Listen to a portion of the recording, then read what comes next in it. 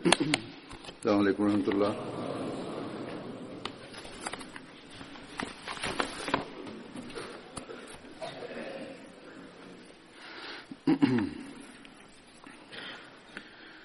أشهد أن لا إله إلا الله وحده لا شريك له وأشهد أن محمدا عبده ورسوله أما بعد فأعوذ بالله من الشيطان الرجيم بسم الله الرحمن الرحيم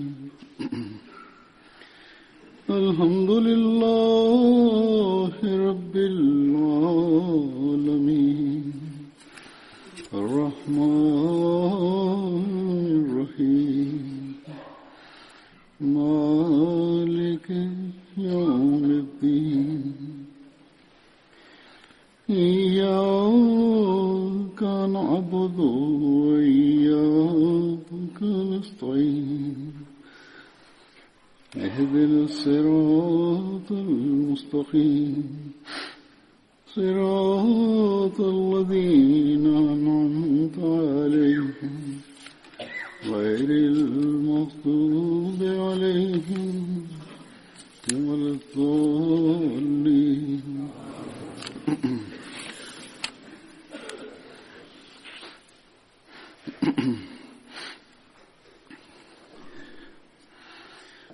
தற்காலத்தில் ஜமாத்தில் முஸ்லிம் மஹூத் தினம் என்ற அடிப்படையில் கூட்டங்கள் நடைபெறுகின்றன. ஹதரத் மஸீஹ் மவ்ஊத் அலைஹிஸ்ஸலாம் அவர்களுக்கு அல்லாஹ் தஆலா வழங்கிய முன்னறிவிப்பை அடிப்படையாக கொண்டு அவை நடத்தப்படுகின்றன. அந்த முன்னறிவிப்பில் அல்லாஹ் தஆலா ஹதரத் மஸீஹ் மவ்ஊத் அலைஹிஸ்ஸலாம் அவர்களுக்கு ஒரு மகத்தான வாக்களிக்கப்பட்ட மகன் பிறப்பது குறித்து கோரியிருந்தான். அந்த மகனை அல்லாஹ் சிறப்பான அந்தஸ்துகளுக்கு உரியவராக ஆக்கியிருந்தான் என்று அல்லாஹ் கூறுகின்றான். அவர் மார்க்கத்தின் சேவகராக இருப்பார் என்றும் நீண்ட வாழ்நாளை பெறுவார் என்றும் ஹதரத் மஸீஹ் மவ்ஊத் அலைஹிஸ்ஸலாமுடைய பிரச்சாரத்தை மேலே நடத்தி செல்வார் என்றும் கூறப்பட்டிருந்தது. அந்த முன்னறிவிப்பு 20 பிப்ரவரி 1886 வழங்கப்பட்டது. அந்த முன்னறிவிப்பு ஹதரத் மஸீஹ் மவ்ஊத் அலைஹிஸ்ஸலாம் அவர்களுக்கு வழங்கப்பட்ட அல்லாஹ்வின் உதவி ஒத்தாசைகளுக்கும் அன்னாரின் உண்மைக்கும் பெரும் அடையாளமாகும். இந்த அடிப்படையில் இந்த குழந்தை 12 ஜனவரி 1889 பிறந்தது. அவருக்கு பஷீருத்தீன் மஹ்மூத் அஹ்மத் என்ற பெயர் வைக்கப்பட்டது. அவருக்கு அல்லாஹ் தஆலா ஹதரத் முதலாவது கலீஃபத்துல் மஸீஹுடைய மரணத்திற்கு பிறகு ஹிலாஃபத்தின் கிரீடத்தை அணிவித்தான். இப்போது ஹதரத் முஸ்லிம் மவ்ஊத் ரலியல்லாஹு அன்ஹு உடைய வாழ்வில் இருந்து சில சம்பவங்களையும் அதன் மூலம் அவர்கள் அந்த முன்னறிவிப்புக்கு எவ்வாறு தகுதியுள்ளவர்களாக இருந்தார்கள் என்றும் விளக்கும் பொருட்டு அதனை கூறுவேன். அதற்கு முன்பு ஹதரத் மஸீஹ் மவ்ஊத் அலைஹிஸ்ஸலாம் அவர்களுடைய வார்த்தையில் முன்னறிவிப்பின் முக்கியத்துவம் மற்றும் உண்மை குறித்து அன்னார் எடுத்துக் கூறியதை விளக்குவேன். இந்த முன்னறிவிப்பு ஒரு மகன் பிறக்க இருப்பதை குறித்தல்ல,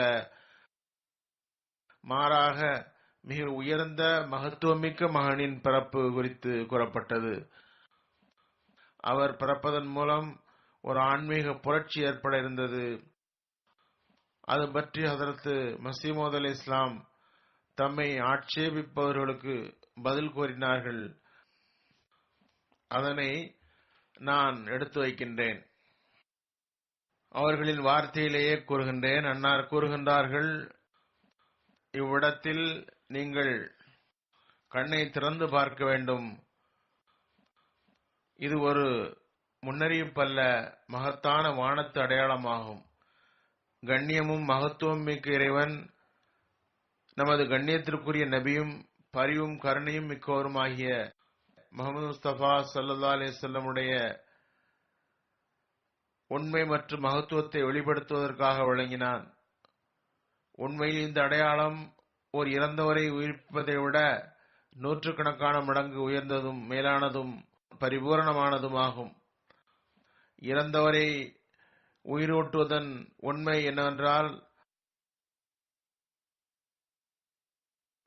இறை சன்னிதானத்தில் துஆ செய்து ஓர் உயிரை திரும்பப் பெறுவதாகும். அத்தகைய இறந்தவரை உயிரூட்டுவதை ஹதரத் மஸீஹ் மற்றும் பிற நபிமார்களும் செய்ததாக பைபிளில் எழுதப்பட்டுள்ளது. அதனை குறித்து ஆட்சேபிப்பவர்களுக்கு நிறைய வார்த்தைகள் கிடைக்கின்றன. பிறகு இந்த அனைத்து அறிவு மற்றும் பதிவுகள் ரீதியிலான குறைகளுக்கு நடுவில் அந்த மரித்தவர் சில நிமிடங்கள் தான் உயிருடன் இருந்தார் என்றும், தனது உறவினர்களை சோகத்தில் ஆழ்த்திவிட்டு இறந்து விட்டார் என்றும், இந்த உலகை விட்டு மறைந்து விட்டார்கள் என்றும் எழுதப்பட்டுள்ளது. அவர்கள் உலகிற்கு வந்தால் உலகிற்கு எந்த பயனும் கிடைக்கவில்லை, உயிருடன் வந்தவருக்கும் எந்த பயனும் ஏற்படவில்லை, அல்லது அவரது உறவினர்களுக்கும் எந்த மகிழ்ச்சியும் ஏற்படவில்லை.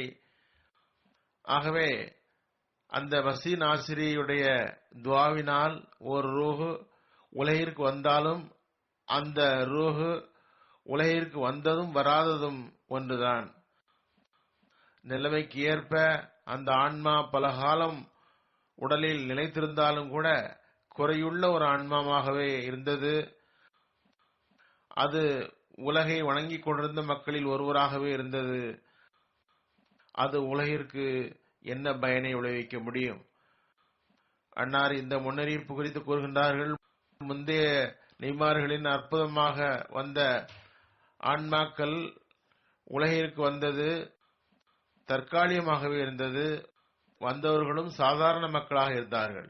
ஆனால் இந்த இடத்தில் இறை அருள் மற்றும் கருணை ஹதரத் ஹாத்தமுல் அம்பியா ஸல்லல்லாஹு அலைஹி வஸல்லம் அவர்களின் பர்க்கத்தால் கண்ணியமிக்க இறைவனிடம் இந்த எளியவன் செய்த துஆவால் ஒரு பர்க்கத்து நிறைந்த ஒரு ஆன்மாவை அனுப்புவதாக வாக்குறுதி தந்தான்.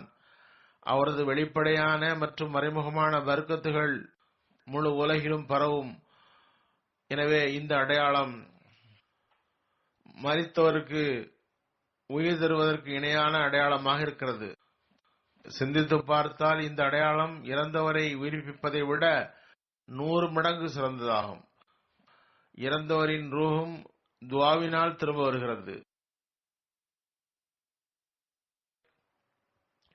அன்னார் கூறுகின்றார்கள், துஆவினால் ஒரு ரூஹ் கேட்கப்பட்டது. எனவே அந்த ரூஹுகளுக்கும் இந்த ரூஹுக்கும் இடையில் 1,00,000 மைல் வித்தியாசம் உண்டு.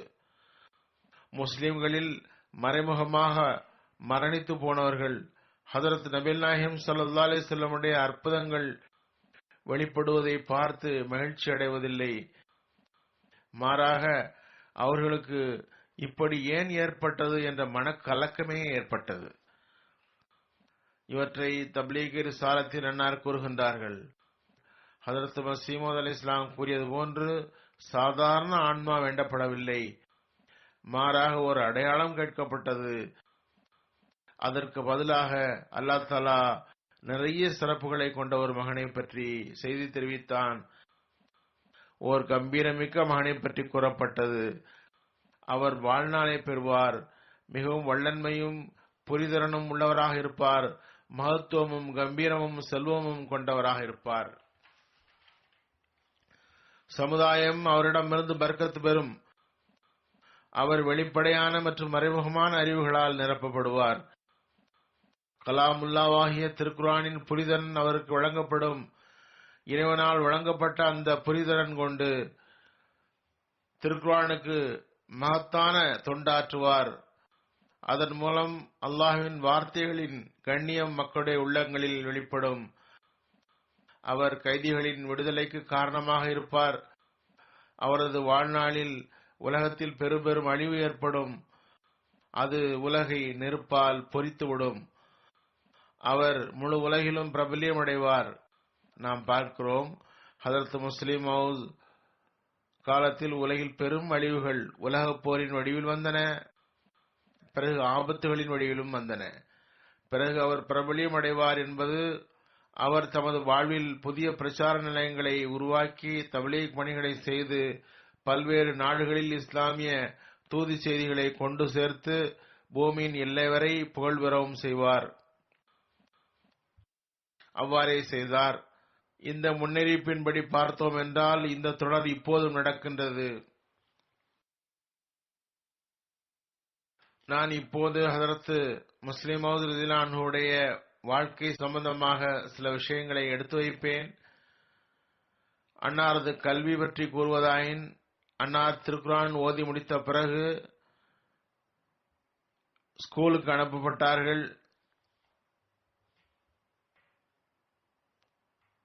உலகியல் கல்வி கற்றார்கள்.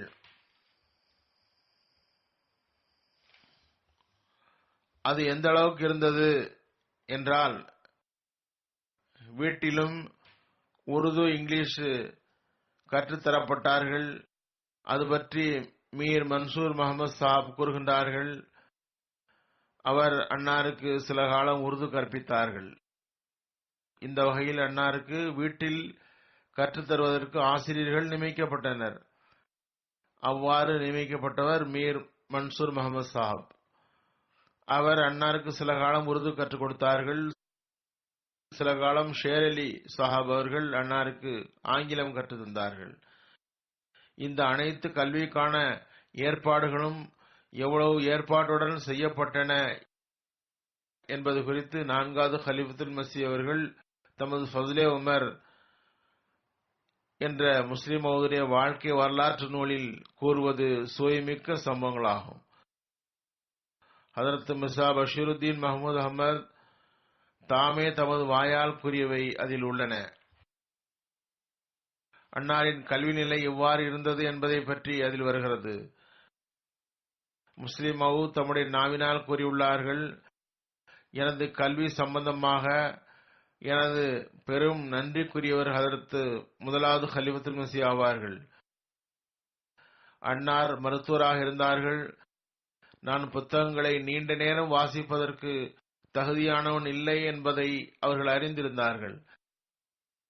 எனவே அவர்களின் நடைமுறையாவது, அன்னார் என்னை தமக்கு அருகில் அமர்த்தி கொண்டு, மியா, நான் படித்துக்கொண்டே செல்கிறேன், நீ கேட்டுக்கொண்டே இரு என்று கூறுவார்கள். காரணம், எனது கண்களில் ஆரம்ப காலத்தில் நோய் இருந்தது. 3-4 வருடங்கள் கண்களில் கட்டியிருந்தது. கடும் வலி இருந்தது. டாக்டர்கள் இவரது பார்வை போய்விடும் என்று கூறியிருந்தனர். இதனால் ஹதரத் மஸீஹ் மவ்ஊத் அலைஹிஸ்ஸலாம் எனது உடல் நலத்திற்காக குறிப்பாக துஆ செய்தார்கள். கூடவே நோன்பும் நோற்றார்கள். அன்னார் அந்நாட்களில் எத்தனை நோன்பு வைத்தார்கள் என்று எனக்கு நினைவில்லை. எவ்வாறு இருப்பினும் அன்னார் 3 அல்லது 7 நோன்புகள் வைத்தார்கள். கடைசி நோன்பை திறக்கும் வேளையில்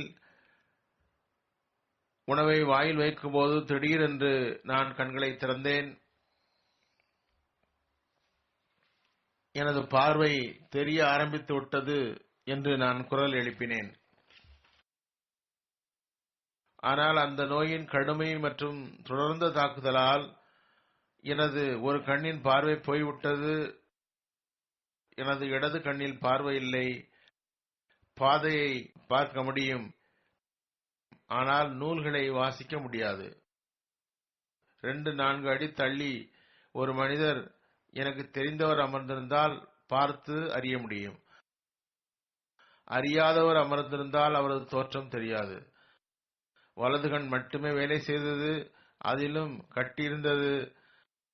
அது எவ்வளவு கடுமையாகிவிட்டது என்றால் பல இரவுகளில் அவ்வாறே கழிந்தது.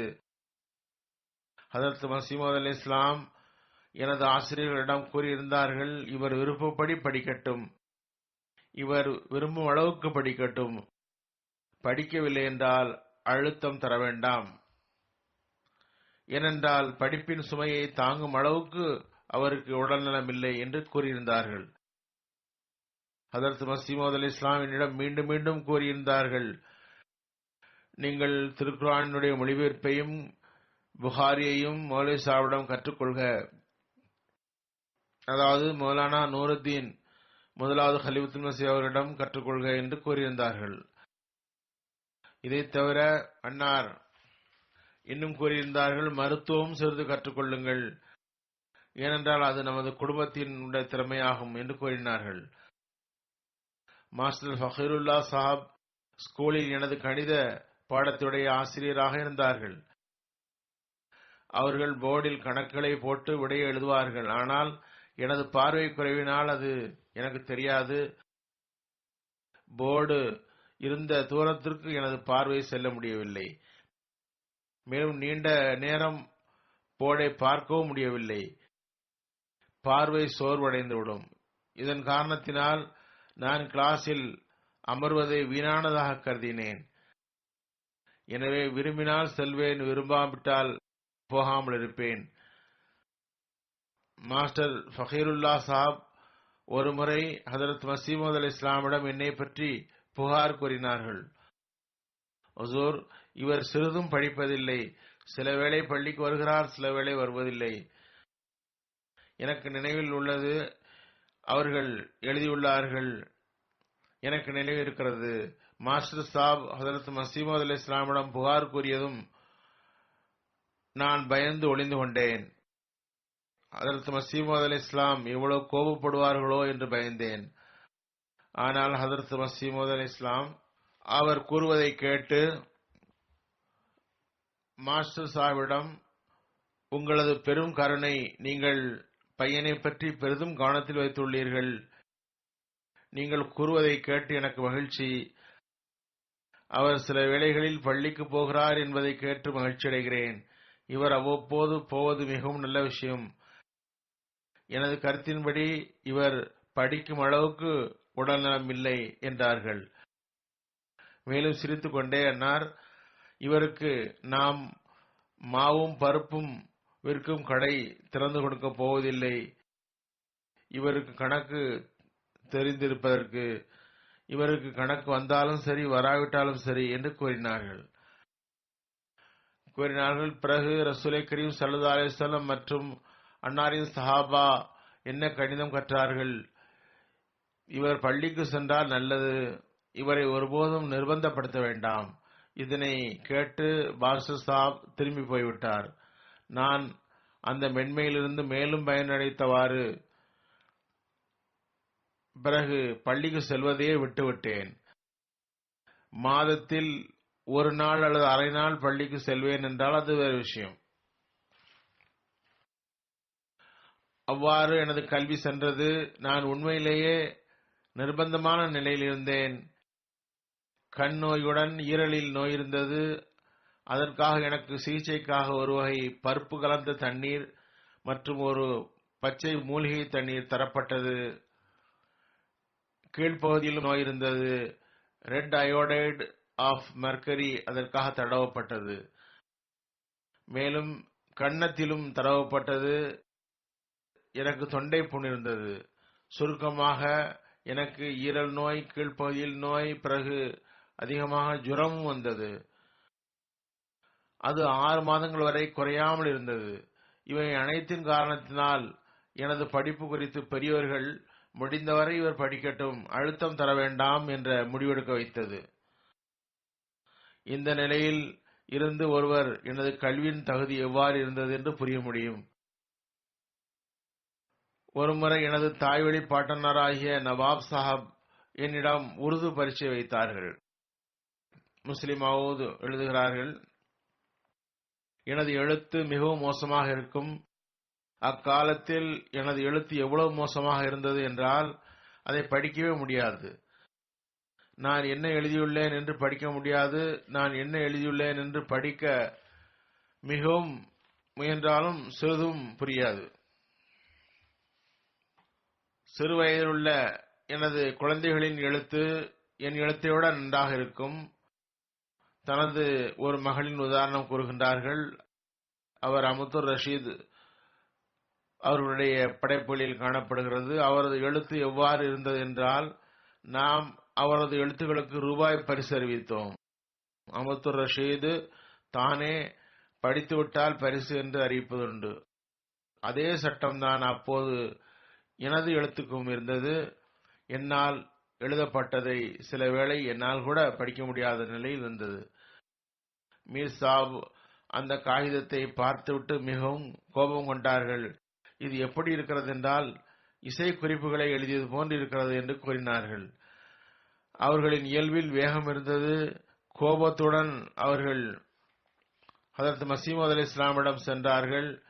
அப்போது நான் தற்செயலாக வீட்டில்தான் இருந்தேன். முதலில் இருந்தே அவரது இயல்பை குறித்து பயந்து கொண்டிருந்தேன். ஹதரத் மசீமது அலைஹிஸ்ஸலாமிடம் முறையீட்டை எடுத்துக்கொண்டு சென்றார்கள். இதனால் மேலும் பயம் ஏற்பட்டது, என்ன ஆகப் போறதோ என்று. பிறகு மீர் சாப் ஹதரத் மசீமது அலைஹிஸ்ஸலாமிடம் கூறினார்கள், மஹமூதின் கல்வி குறித்து உங்களுக்கு சற்றும் கவனம் இல்லை. நான் இவருக்கு உருது பரீட்சை வைத்தேன்.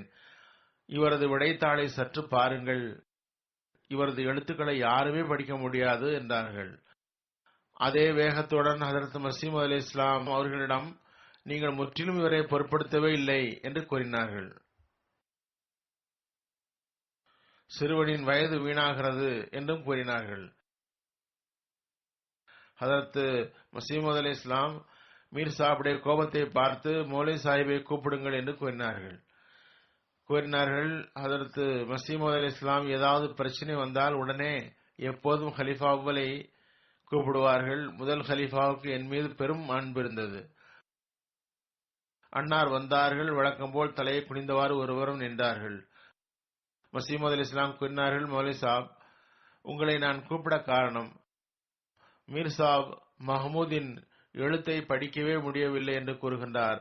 எனவே மஹமூதுக்கு பரீட்சை வைக்க வேண்டும் என்று விரும்புகிறேன் என்று கூறியவாறு ஹதரத் மசீமது அலைஹிஸ்ஸலாம் ஒரு பேனாவை எடுத்து சில வார்த்தைகளை கொண்ட ஒரு வாக்கியம் எழுதி என்னிடம் தந்து இதனை அப்படியே பார்த்து எழுதுமாறு கூறினார்கள்.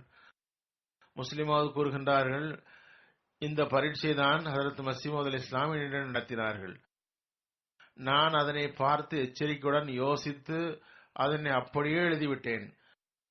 முதலில் அந்த வாக்கியம் ஒன்றும் நீண்டதல்ல. இரண்டாவது, நான் பார்த்து எழுத வேண்டும், அவ்வளவுதான்.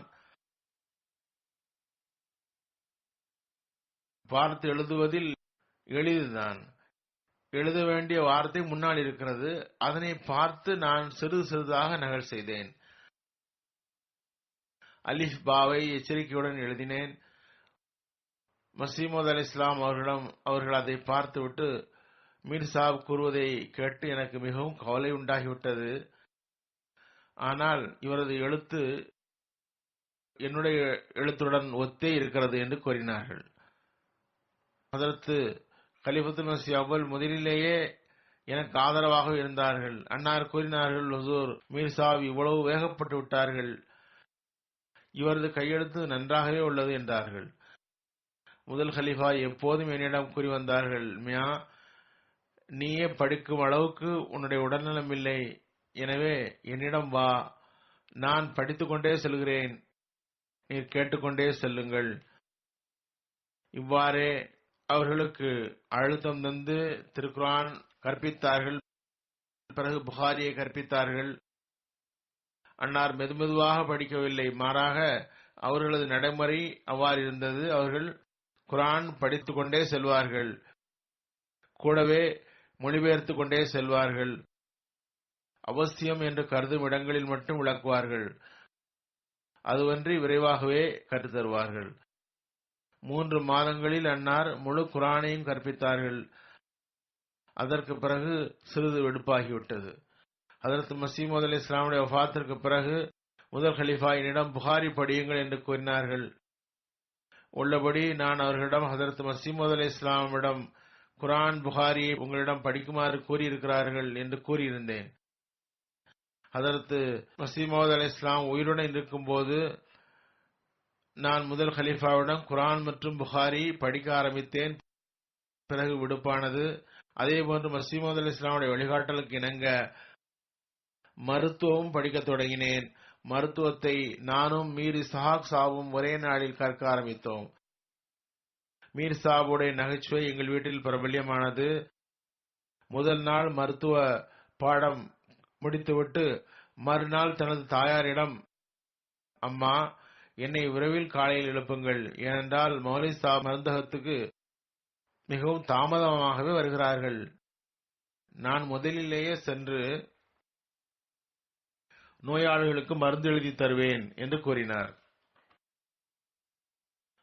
ஒரு நாள் தான் அவர் மருத்துவம் கற்றிருந்தார். சுருக்கமாக, நான் மருத்துவம் படித்தேன், திருக்குரானின் விரிவுரையும் படித்தேன். திருக்குரானுடைய தப்சீர் அன்னார் 2 மாதங்களில் முடித்து விட்டார்கள். அன்னார் எனக்கு தமக்கு அருகில் அமர்த்திக் கொள்வார்கள். சில வேளையில் பாதி, சில வேளை முழுவதுமாக மொழிபெயர்ப்பை படித்து கேட்க செய்வார்கள். கூடவே விரிவுரையையும் கூறுவார்கள். அதேபோன்று புகாரியும் 2-3 மாதங்களில் முடித்து விட்டார்கள். ஒருமுறை ரம்லான் மாதத்தில் அன்னார் முழு குரானுடைய தர்சு கொடுத்தார்கள். அதிலும் நான் பங்கெடுத்தேன். அன்னாரிடம் சில அரபி பத்திரிகைகளும் படிக்கவும் நற்சர்ச்சையிலாக வாய்ப்பு கிடைத்தது. சுருக்கமாக, இதுவே எனது அறிவு சார்ந்த முயற்சிகள். இந்த கோர்ஸ்களை நான் முடிக்கும் போது அல்லாஹ் எனக்கு ஒரு கனவு காட்டினான். அது எனது அறிவின் வளர்ச்சி குறித்து இருந்தது. ஆகவே அன்னாரின் சொற்பொழிவுகளை கேட்கிறோம். அன்னார் இந்த அறிவுகளை எவ்வாறு பெற்றார்கள்?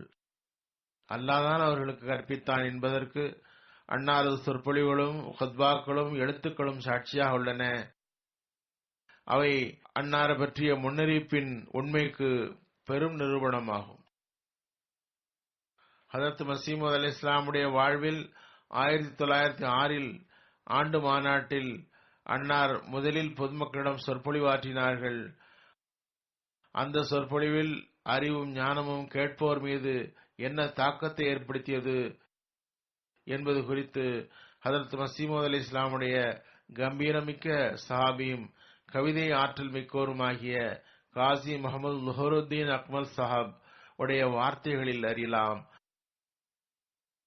அன்னார் கூறுகின்றார்கள், நுபுவத்தின் பாதையில் உள்ள ஒளிமிக்க நட்சத்திரமும் தூதுவத்தின் வழித்தோன்றலினுடைய வைரமும் ஆகிய மஹ்மூத் ஸல்லல்லாஹுல்லா இணை வைப்பை ஒழித்தல் சம்பந்தமாக சொற்பொழிவு ஆற்ற எழுந்தார்கள். அவர்களது சொற்பொழிவை கவனமாக கேட்டேன். அதில் இருந்த பொருட்செறிவின் வெள்ளத்தில் வேக ஓட்டத்தை கண்டேன். அந்த சிறிய வயதில் அவர்களின் உறுதி அற்புதத்தை விட குறைந்ததல்ல. ஹதரத் மஸீஹ் மவ்ஊத் அலைஹிஸ்ஸலாமுடைய உண்மைக்கு பெரும் அடையாளமாகும்.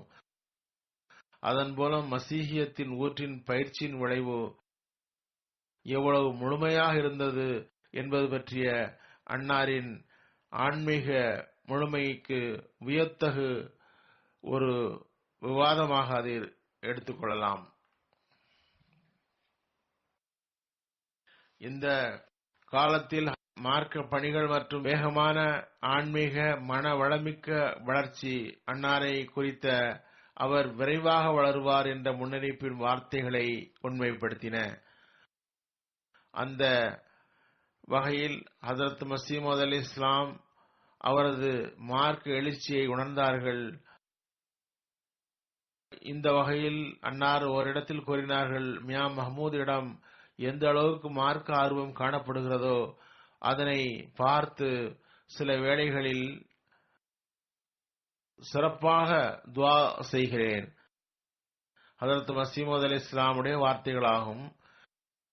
நிச்சயமாக இந்த அளவுக்கு காரணம், துஆ செய்வதற்கான காரணம் என்னவென்றால், அல்லாஹ் இவரையே கூறப்பட்ட மகனாக ஆக்க வேண்டும், இவர் மீது தனது அருள்களின் மழையை விரைவாக பொழிய வைக்க வேண்டும், எல்லா நற்செய்திகளையும் அவரது ஹக்கில் நிறைவேற்ற வேண்டும் என்பதற்காகவே இது செய்தார்கள்.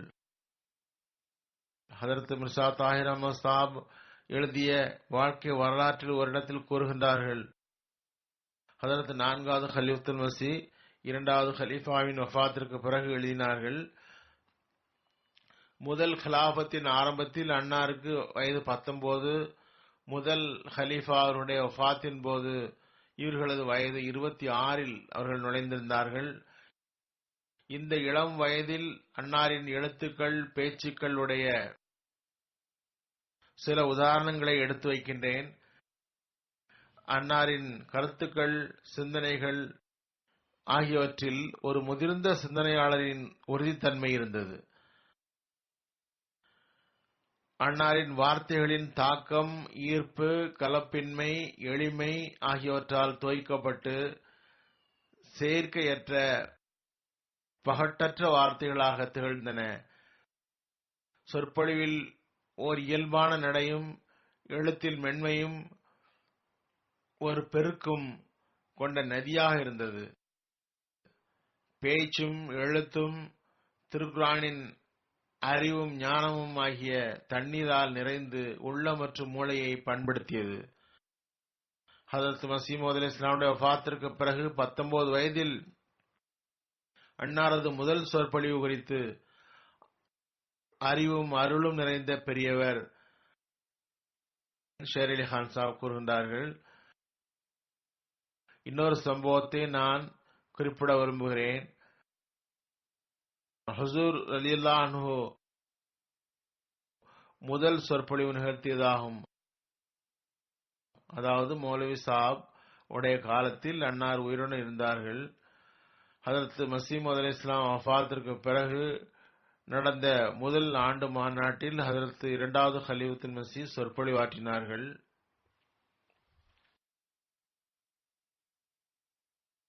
இது மதரசா அஹ்மதியா வளாகத்தில் நடந்தது. இந்த மாநாடு முதலாவது கலீஃபத்துல் மஸீஹ் வலப்பக்கத்தில் மேடையில் அமர்ந்திருந்தார்கள். ஸ்டேஜ் தென்வடலாக இருந்தது. இந்த சொற்பொழிவில் இரு விஷயங்கள் குறிப்பிடத்தக்கவையாக இருந்தன. மௌலவி ஷேர் அலி கான் சாப் எழுதுகின்றார்கள், முதல் வியக்கத்தக்க விஷயம் அன்னாருடைய குரல், எடுத்து வைக்கும் விதம், துவனி, நடைமுறை ஹஜ்ரத் மஸீஹ் மவ்ஊத் அலைஹிஸ்ஸலாமுடைய நடைமுறையை முற்றிலும் ஒத்ததாக இருந்தது. ஹஜ்ரத் மஸீஹ் மவ்ஊத் அலைஹிஸ்ஸலாம் வஃபாத்தாகி பிரிந்து சில காலமே கழிந்திருந்ததால் ஹஜ்ரத் மஸீஹ் மவ்ஊத் அலைஹிஸ்ஸலாமுடைய வாக்களிக்கப்பட்ட மகனின் உதடுகளில் இருந்து வந்த வார்த்தைகள் அவர்கள் மஸீஹ் மவ்ஊத் அலைஹிஸ்ஸலாமை நேரில் கண்டிருந்த காரணத்தினால் கண்களில் இருந்து மறைந்துள்ள ஒருவரின் வார்த்தைகளை கிராமபோனில் கேட்பது போன்று உணர்ந்து கண்ணீர் விட்டார்கள். அவ்வாறு கண்ணீர் விட்டவர்களில் நானும் ஒருவன். மனிதனின் ரூஹ் இன்னொருவரின் மீது இறங்குவது சரியென்றால் ஹஜ்ரத் மஸீஹ் மவ்ஊத் அலைஹிஸ்ஸலாமுடைய ஆன்மா அன்னாரின் மீது இறங்கியிருந்தது.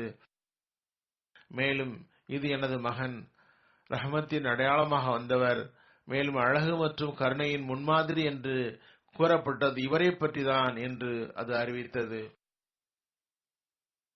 இரண்டாவது விஷயம் என்னவென்றால், அந்த சொற்பொழிவில் கூறத்தக்க விஷயமாவது, பேச்சு முடிந்ததும் முதலாவது கலீஃபத்துல் மஸீஹ் ஆகிய முழு வாழ்வையும் திருக்குர்ஆனை ஆய்வு செய்வதிலேயே கழித்து திருக்குர்ஆனையே தமது ஆன்மாவின் உணவாக்கி கொண்டிருந்த அம்மனிதர் கூறினார்கள், மியா, பல வசனங்களுக்கு செய்த விளக்கங்கள் எனக்கே புதியவை.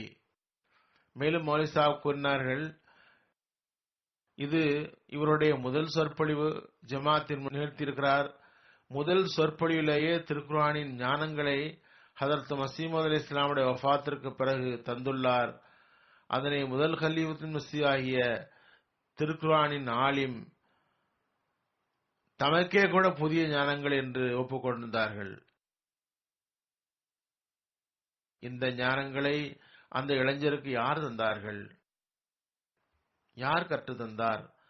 இந்த ஞானம் மற்றும் அறிவை இந்த இளமை பருவத்தில் எவ்வாறு பெற்றார்? திருக்குர்ஆனில் யூசுப் அலைஹிஸ்ஸலாம் அவர்களை பற்றி வருகிறது, வலம்மா பலக அஷ்தஹு வ ஆதைனாஹு ஹுக்மன் வ இல்மன் வ கஸாலிக நஜ்ஸில் முஹ்ஸினீன்.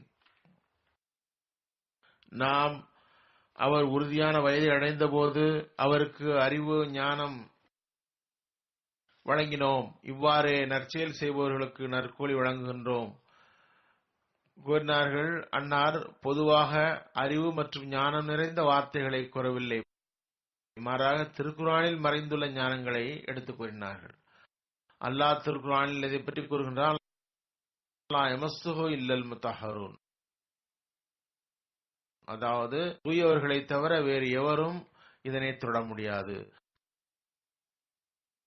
சிறுவயதின் தனிமையிலிருந்து வெளிவந்த உடனேயே திருக்குரானின் புதிய நுட்ப ஞானங்களை கூறுவது அன்னார் சிறு வயதிலேயே அல்லாவின் சிறப்பான தர்பியத்தில் வளர்ந்தார்கள் என்பதற்கு தெளிவான சான்றுகளாகும். அன்னார் சிறு வயதிலிருந்தே தூய்மையாக்கப்பட்டவர்களின் கூட்டத்தில் இருந்தார்கள். அன்னாரின் வாழ்க்கை குறித்து ஜமாத்தை சாராத ஒரு பத்திரிகையாளர் உடைய தாக்கங்கள் அவர் கூறுகின்றார். மார்ச் 1913 ஓர் அகமதி அல்லாத முகமது அஸ்லம் சாப் அமிர்த்சர் காதியான் வந்தார். சில நாள் தங்கி திரும்பி சென்றார். அவர் ஜமாத்தை மிகவும் நுட்பமாக ஆய்வு செய்த பிறகு தமது தாக்கங்களை விளக்கினார். அவர் சாஹிப்ஜாதா சாஹப் அவர்களை பற்றி எழுதுகிறார். ஹதரத் மிர்சா பஷீருத்தீன் மஹமூத் அகமது அவர்களை சந்தித்ததில் பெருமகிழ்ச்சி. அவர் மிகவும் நல்ல ஒழுக்கம் கொண்டவர், எளிமை உள்ளவர், இனிமையாக பழகுபவர், பொறிதிறனும் சிந்தனை திறனும் உள்ளவர். நான் இந்தியாவின் எதிர்காலம் குறித்து சாஹிப்ஜாதா சாஹிபிடம் உரையாடும் போது அன்னாரின் கருத்துகள் உலக நாடுகள் கடந்த காலம் மற்றும் சம்பவங்களின் அடிப்படையில் கூறியவை மிகவும் வலுவான நேர்த்தியான கோணத்தில் இருந்தன. அவை ஹிலாபத்திற்கு முன்னால் கூறியவை. 1913 கூறியது அது முதல் கலிஃபாவுடைய காலமாகும். பிறகு எழுதுகின்றார், சாஹிப்ஜாதா சாஹிப் என்னிடம் கலப்பற்ற முறையில் ஒரு வாரமாவது காதியானில் தங்க வேண்டும் என்று கேட்டுக்கொண்டார். சில காரணங்களால் என்னால் அவர் கூறியதை ஏற்க முடியாமல் போனது. இருந்தாலும் சாஹிப்ஜாதா சாஹிப்புக்கு உயர்ந்த கோட்பாட்டையும் பரிவு மற்றும் கனிவுக்காக அளவு கடந்த நன்றி கூற கடமைப்பட்டவனாக இருக்கின்றேன். சாஹிப்ஜாதா சாஹிபுடைய தூய்மை, இரையச்சம், தாராளம், எளிமை எப்போதும் நினைவு கூறத்தக்கது. அன்னாரின் வணக்கங்களின் தரம் சிறுவயது முதலே எவ்வாறு இருந்தது என்பதை பற்றி ஹதரத் முஃப்தி முகமது சாதிக் சாஹிப் அன்னாரது சிறுவயது ஆசிரியர்களுள் ஒருவர் தமது தாக்கங்களை இவ்வாறு கூறுகின்றார். இந்த எளியவன் 1890 கடைசியில் ஹதரத் மசீமது அலி இஸ்லாமிடம் பையத் செய்தேன். அதிலிருந்து எப்போதும் தொடர்ந்து போய் வந்து கொண்டிருந்தேன். அந்த ஊரில் அசும் திட உறுதி கொண்டவர் ஹதரத் மிர்சா பஷீருத்தீன் மஹமூத் அவர்கள். சிறு வயதிலிருந்தே அவர்களை பார்த்து வருகின்றேன். அன்னாரின் வெட்க உணர்வு, கண்ணியம், உண்மை, மார்க்க உணர்வு எவ்வாறு இருந்தது. ஹதரத் மசீமது அலி இஸ்லாமுடைய மார்க்க பணிகளில் சிறு வயதிலிருந்தே இவர்களுக்கு ஆர்வம் இருந்தது. தொழுகைக்கு எப்போதும் ஹதரத் மசீமது அலி இஸ்லாமுடன் ஜாமியா மஸ்ஜிதுக்கு வருவார், ஹுத்பா கேட்பார். ஒருமுறை கூறினார்கள், எனக்கு நினைவுள்ளது, அவர்களுக்கு 10 வயது இருக்கும்போது அன்னார் மஸ்ஜித் அக்சாவில் ஹதரத் மசீமது அலி இஸ்லாமுடன் தொழுகையில் நின்றார்கள். சஜ்தாவில் நீண்ட நேரம் அழுதார்கள். சிறு வயதிலிருந்தே இயல்பில் அல்லாஹ் ரசூலின் மீது சிறப்பான அன்பு இருந்தது. ஒருமுறை நடந்த சம்பவம், அன்னார் உருகி சஜிதாவில் நீண்ட நேரம் இருந்தது கண்டு பெரியோர்களும் ஆச்சரியம் அடைந்தார்கள். வெளிப்படையில் பெரியோர்களுக்கு கூட எந்த கஷ்டமும் இல்லாத நிலையில், கவலைப்படும் நிலை எதுவும் இல்லாத நிலையில் அன்னாரின் உருக்கத்தை பார்த்து வியப்பு ஏற்பட்டது. கேள்வியும் எழுந்தது, இந்த சிறுவனுக்கு இரவில் எழுந்து மறைந்து மறைந்து தொழவும், கேவி கேவி நொந்து ரப்பின் முன் அழவும், கண்ணீரால் சஜிதாவின் இடத்தை நினைக்கவும் என்ன காரணம் இருக்க முடியும்?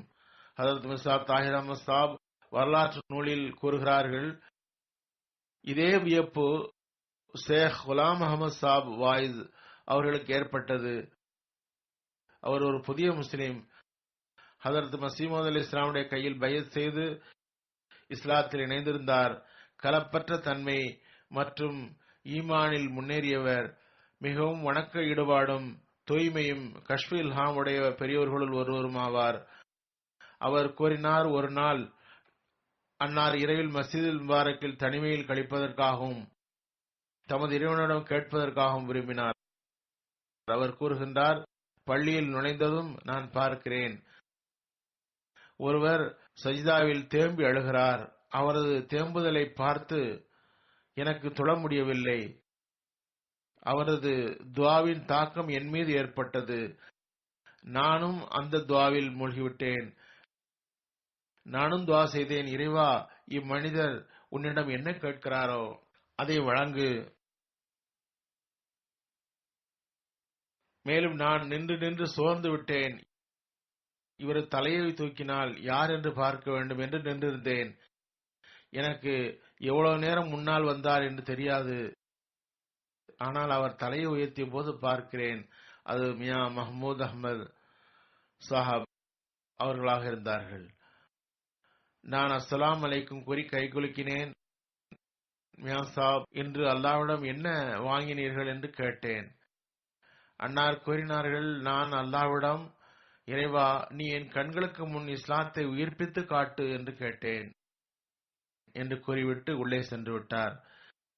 இஸ்லாத்தின் வெற்றியின் நாளை காணும் பதவதைப்பு சிறு வயதிலேயே அன்னாரின் உள்ளத்தில் இருந்தது. சிறு வயதிலேயே அதன் பழத்தை பெற்றார்கள். அவருக்கு அல்லாஹ் இளவயதிலேயே கிலாபத்தின் கிரீடத்தை அணிவித்தான். ஹதரத் சாஹிப்ஜாதா மிர்சா மஹமூத் அஹ்மத் சாஹப் தஸ்ஹீஸ் அல் அஸ்ஹான் என்ற ஒரு பத்திரிகையில் ஒரு துவாவை குறிப்பிடுகிறார்கள். 1909 அன்னார் எழுதியது. அது ரமலானில் பர்க்கத்துகளை குறிப்பிட்ட பிறகு அதில் அன்னார் எழுதுகின்றார்கள், நான் தஸ்ஹீஸ் அல் அஸ்ஹான் பத்திரிகைக்காக எனது மேஜையின் மீது ஒரு கட்டுரையை தேடிய போது ஒரு கடிதம் கிடைத்தது. அது நான் எழுதிய துவாவாகும். அதனை கடந்த ரமலானில் நான் செய்திருந்தேன். அந்த துவாவை படித்ததும் அழுத்தமாக என் உள்ளத்தில் ஒரு எண்ணம் ஏற்பட்டது. எனது நண்பர்களுக்கு கோணமூட்ட வேண்டும். எவரது துவா கேட்கப்படும் என்று தெரியாது. இறை அருள் எப்போது நமது ஜமாத்தில் ஒரு சிறப்பான முறையில் இறங்கும் என்றும் தெரியாது. நான் எனது உள்ளத்தில் வேதனையை வெளிப்படுத்துவதற்காக அந்த துவாவை இங்கே பதிகிறேன். ஏதாவது நல்லியல்பு கொண்டவரின் உள்ளத்தில் உணர்வு எழும்பலாம். மேலும் அவர் தமது ரப்பின் முன் அஹ்மதியா ஜமாத்திற்காக துவாவில் ஈடுபடலாம். எனவே எனது அசல் நோக்கம் அதுவே ஆகும். அந்த துவா இதுவாகும்: எனது அரசனே, எனது சக்தியுள்ள இறைவனே, எனது எஜமானனே, எனது வழிகாட்டியே, பூமியையும் வானத்தையும் படைத்தவனே, நீரையும் காற்றையும் ஆதிக்கத்தில் கொண்டவனே, ஆதமிலிருந்து ஈசா வரை லட்சக்கணக்கான நேர் வழிகாட்டிகளையும் கோடிக்கணக்கான வழிகாட்டிகளையும் உலகில் நேர்வழிக்காக அனுப்பிய என் இறைவா, ஹதரத் நபிகள் நாயகம் ஸல்லல்லாஹு அலைஹி வஸல்லம் ஆகிய மகத்தான தூதரை அனுப்பிய உயர்ந்தோனும் பெரியோனும் ஆகியவனே, ஹதரத் நபிகள் நாயகம் ஸல்லல்லாஹு அலைஹி வஸல்லமுடைய அடிமைகளில் இருந்து மசீஹ் போன்றவரை உருவாக்கிய ரஹ்மானே, ஒளியை உருவாக்குபவனே, இருளை அழிப்பவனே, உனது சன்னிதானத்தில் மட்டும்தான் என்னை போன்ற எளிய அடியான் குனிந்தான். மேலும் கேட்கிறான், ஏற்றுக்கொள், எனது வேண்டுதலை கேள். ஏனெனில் உனது வாக்குறுதிகளே உன்னிடம் கேட்பதற்கு எனக்கு தைரியம் தந்தது. நான் ஒன்றுமே இல்லை, நீயே என்னை படைத்தாய். நான் இல்லாமையில் இருந்தேன், என்னை இருப்பில் கொண்டு வந்தாய். என்னை பராமரிக்க நீர், காற்று, நெருப்பு, மண் ஆகிய நான்கையும் உருவாக்கினாய். நான் எனது தேவைகளை கூறவும் முடியாது. நீ என் மீது அத்தகைய மனிதரை நியமித்துள்ளாய். எனக்காக அவர் துணை கவலை கொண்டவர். எனக்கு முன்னேற்றம் தந்தாய். எனது வாழ்வாதாரத்தை பரந்ததாக்கினாய். எனது உயிரே, எனது உயிரே, நீ ஆதமுக்கு எனது தந்தையாகுமாறு கட்டளையிட்டாய். ஹவ்வாவை எனது தாயாகுமாறு கட்டளையிட்டாய். உனது அடிமைகளுள் ஓர் அடிமையை உன் சந்நிதியில் கண்ணியத்துடன் பார்க்கப்படுகிறது. காரணம், என்னிடம் பொய்யாமையும் குறைமதியும் உள்ளது. உனது சந்நிதியில் எனக்கு சிபாரிசு செய்வதற்காகவும் உனது கருணையை எனக்கு சிறப்பாக வழங்கவும் அவ்வாறு செய்தாய். நான் பாவம் செய்த போது நீ திரையிட்டாய், தவறு செய்த போது மன்னித்தாய், ஒவ்வொரு கஷ்டம் மற்றும் துக்கத்திலும் எனக்கு உதவி செய்தாய். எப்போதாவது எனக்கு கஷ்டம் வந்தால் எனக்கு உதவி செய்தாய். நான் வழி பிறந்தவனாக பார்க்கும்போது நீ பிடித்துக் கொண்டாய். எனது தீமைகள் இருந்தும் திரையிட்டாய். நான் தூர விலகிய போது நீ அருகில் வந்தாய். உனது பெயரை விட்டு கவனமற்று இருந்தேன், ஆனால் நீ நினைவில் வைத்துக் கொண்டாய். பெற்றோர், உறவினர்கள், சொந்தங்கள், நண்பர்கள் துயதுடைப்போர் உதவி செய்ய இயலாத போது நீ உனது சக்தியின் கை நீட்டி உதவி செய்தாய். நான் கவலைப்படும் போது சந்தோஷம் தந்தாய். எனது உள்ளம் துயருற்ற போது மகிழ்ச்சி அடைய செய்தாய். நான் அழுத போது சிரிக்க வைத்தாய். பலர் வழி பிறந்த போது நீ உன் முகத்தை எனக்கு காட்டினாய். நீ என்னிடம் வாக்களித்தாய், நிறைவேற்றினாய். எனது வாக்குறுதிகளை நீ நிறைவேற்றுவதில் ஒருபோதும் தவறளிக்கவில்லை. நான் உன்னிடம் வாக்களித்தேன், ஆனால் முறித்தேன். ஆனால் நீ அதனை பொருட்படுத்தவில்லை. என்னை விட பெரும் பாவியை நான் பார்க்கவில்லை. வேறு எவரும் இருப்பாரா என்று எனக்கு தெரியாது. உன்னை விட பரிவு காட்டுபவர் எவரும் இருப்பாரா என்றும், வேறு பாவிகள் மீது கூட பரிவு காட்டுவாயா என்பதும் எனக்கு தெரியாது. அல்லாஹ்விடம் கூறுகின்றார்கள், உன்னை விட கனிவு மிக்கவரை நான் நினைத்தும் பார்த்ததில்லை. உனது சன்னிதானத்தில் அவரது தூய உண்மையான போதனை அவர்களின் உள்ளங்களை சூழட்டும். என் இறைவா, எனது சமுதாயத்தை எல்லா சோதனைகளிலிருந்தும் துக்கங்களிலிருந்தும் காப்பாற்றுவாயாக. விதவிதமான பிரச்சனைகளிலிருந்தும் அவர்களை பாதுகாப்பாயாக. அவர்களின் பெரும் பெரும் சான்றோர்களை உருவாக்குவாயாக. அவர்கள் ஒரே சமுதாயமாக ஆகட்டும். நீ விரும்பிய சமூகமாகட்டும், நீ தேர்ந்தெடுத்த சமூகமாகட்டும். அவர்களை ஷைத்தானின் ஆதிக்கத்திலிருந்து பாதுகாப்பாயாக. மலக்களின் இரக்கம் அவர்கள் மீது உண்டாகட்டும். சமுதாயத்தின் உலகத்தையும் மார்க்கத்தையும் வளமாக்கு. ஆமீன் சும்மா ஆமீன் யா ரப்பல் ஆலமீன். நான் கூறியது போன்று இந்த துவா 1909 செய்தது. கிலாபத்துக்கு முன் அவர்களின் வயது 20 இருக்கும்போது இவ்வளவு வேதனை இருந்தது. அவர்களின் உள்ளத்தில் மார்க்கத்திற்கும் சமுதாயத்திற்கும் வேதனை இருந்தது. அல்லாஹ் 1000 பர்க்கத்துகளை அவர்கள் மீது இறக்குவானாக. ஹதரத் நபிகள் நாயகம் ஸல்லல்லாஹு அலைஹி வஸல்லம் மார்க்கம் பரவவும், அன்னாரின் உண்மை சீடராகிய மஹ்தி மஹூதுடைய நோக்கம் நிறைவேறவும், இரவும் பகலும் ஒன்றாக்கி தமது உடன்படிக்கையை நிறைவேற்றி அன்னார் அல்லாஹ்விடம் சென்று சேர்ந்துள்ளார்கள். அன்னாரின் வேதனை நிரம்பிய துஆவை புரிந்து கொள்ளவும், அஹ்மதியாக இருப்பதன் நோக்கத்தை புரியவும் அல்லாஹ் தௌஃபீக் தருவானாக.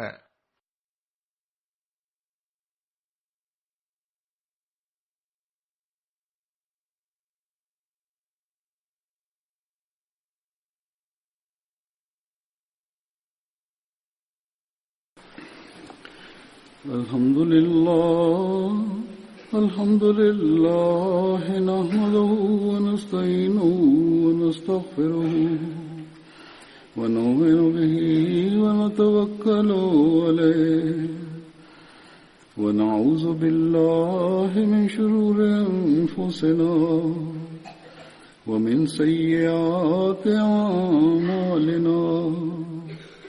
من يهده الله فلا مضل له ومن يضلل فلا هادي له. ونشهد أن لا إله إلا الله ونشهد أن محمدا عبده ورسوله. عباد الله رحمكم الله، إن الله يأمر بالعدل والإحسان وإيتاء ذي القربى وينهى عن الفحشاء والمنكر والبغي يعظكم لعلكم تذكرون اذكروا الله يذكركم وادعوه يستجب لكم ولذكر الله أكبر